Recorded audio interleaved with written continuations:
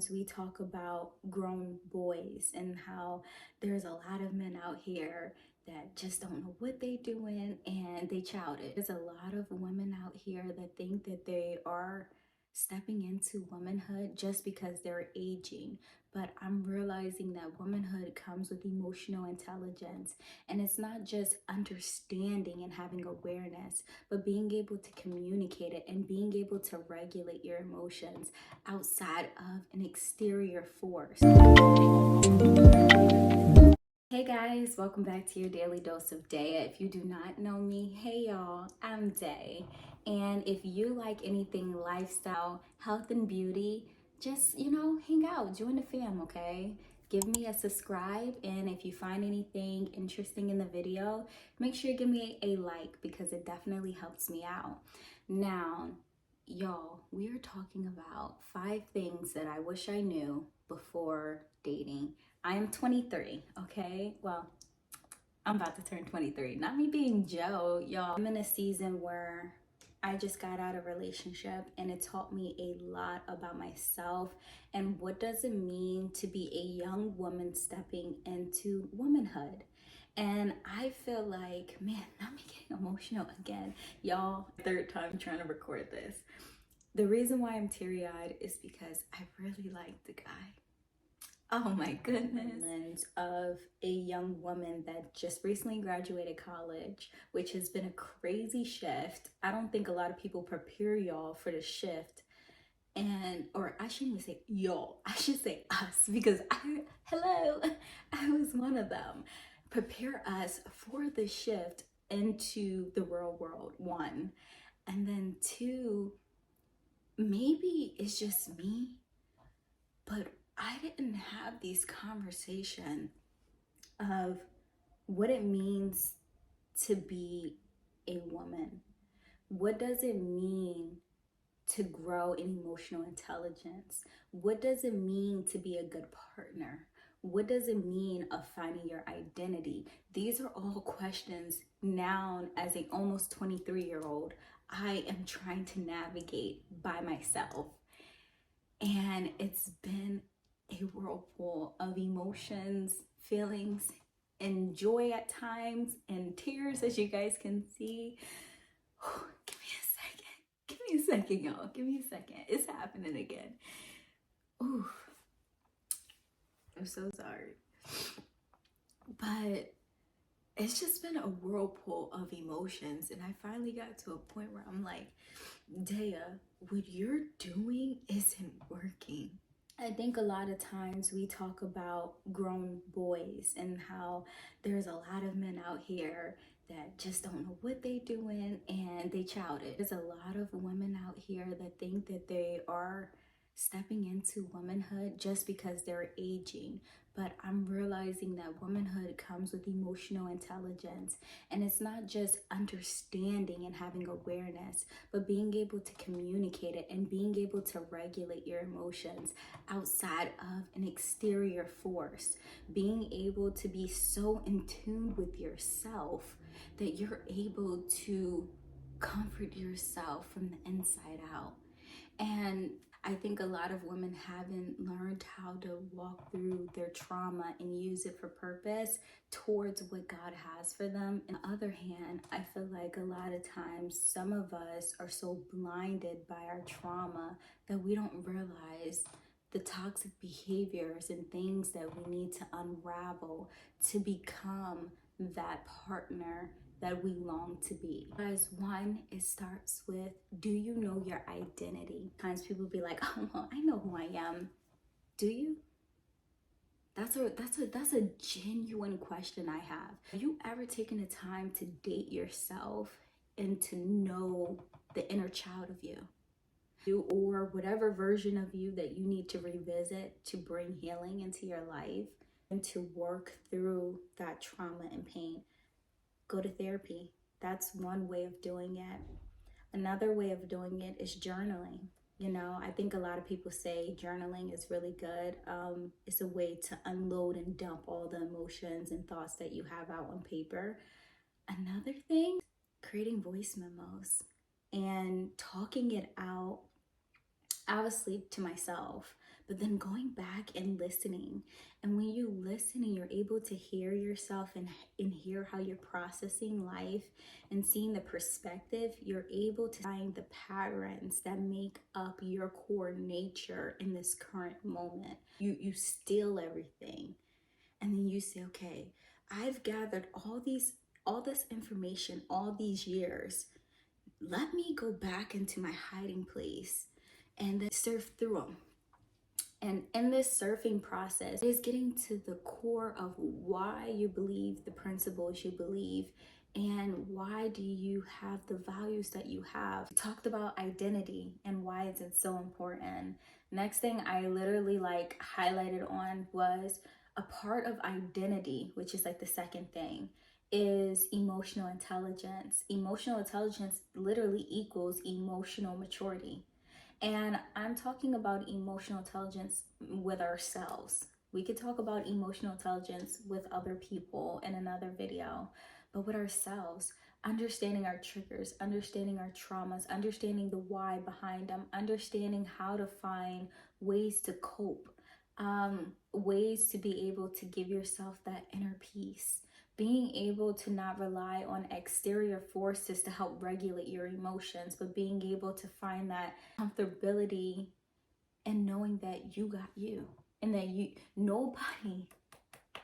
nobody is going to be able to comfort you, understand you better than you. Literally better than you.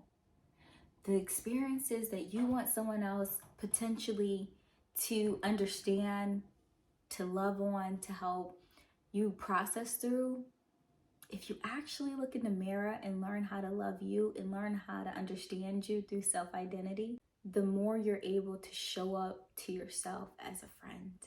Even before a relationship happens, you have to learn how to be a good friend. And my question is, do you know how to be a good friend to yourself? Because I realized I didn't. They say that we are our biggest critics. And hey, your sister can tell you that for real, they ain't lying.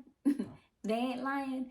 I had to learn to work through a lot of self-talk that was negative, that was building the core values of how I viewed and perceived the world, which was creating my behavior, and I was not getting the outcome in life that I wanted.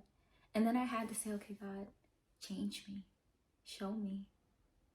And certain things started to be revealed to me, but it really has to come from a place of sincerity of heart. That comes with emotional maturity, where you're like, yo, I'm done looking at other people and pointing the finger. I'm gonna take a step back, look at myself, and truly process through why I am the way I am, and how can I show up as a loving, supportive friend and partner to myself. And what I mean by partnering with ourselves is not living on survival mode, coming into alignment with who am I? I'm unhappy. Okay, well, what can I do to meet the ideal version of who you believe to be? And honestly, it takes a little bit of delusion, a little bit to constantly live a life that you have yet not seen. But it also takes alignment and partnering with that new version that you see of yourself. So what do you have to do? You have to date that version of you. You have to pursue that version of you. How do you do that? You have to figure out self-identity. Have to understand your morals, your values, who you are at your core nature. Then you have to understand what? Emotional intelligence. And that is going to go deeper into understanding your trauma. How do you perceive the world? How does that affect your behaviors? Honestly, y'all, this will get a long video. So let's see where we get to. Go with the third thing, which is, am I pursuing what God has for me? Or am I pursuing my purpose in life? You know, am I so infatuated with the life that I am creating in agreement with the future version of myself that I am chasing after those goals? And what does my life look like? Take the pressure of having someone else love on you in the 5 love languages, and you read the book of the love languages and think, okay, well, which one do I identify with? Or try them all out and see which one that you like. Do I like giving myself flowers? Yes. Do I like spending quality time with myself by going to the movies? Yeah. So those are all things that I think are really important that you're exploring. And when you're so steadfast on moving in purpose, being intentional, not just allowing life to have you on an autopilot, and not just connect with DailydoesofDayah from an identity standpoint, not just connect with myself from an emotional standpoint, but how is my physical looking? Okay. Am I eating foods that are healthy for me? Am I being intentional on going to the gym or doing Pilates or some kind of physical activity that's keeping my body in shape? Slowing down, connecting with myself. You're not so much thinking of your boyfriend if you're dating. Not that you can't think of your boyfriend, but it's two people that are on a journey that is doing their thing, and they look over and be like, I like you. And they're like, hey, I like you too. And they're like, okay, let's try to date. And then we're like, okay, but you still got your own lives. It is dangerous when you don't have your life and then you try to be connected with someone else. That becomes your life. That becomes your identity. And then that becomes your peace. Okay. So you need to have your life in order where you can say, hey, I have clear boundaries around these things.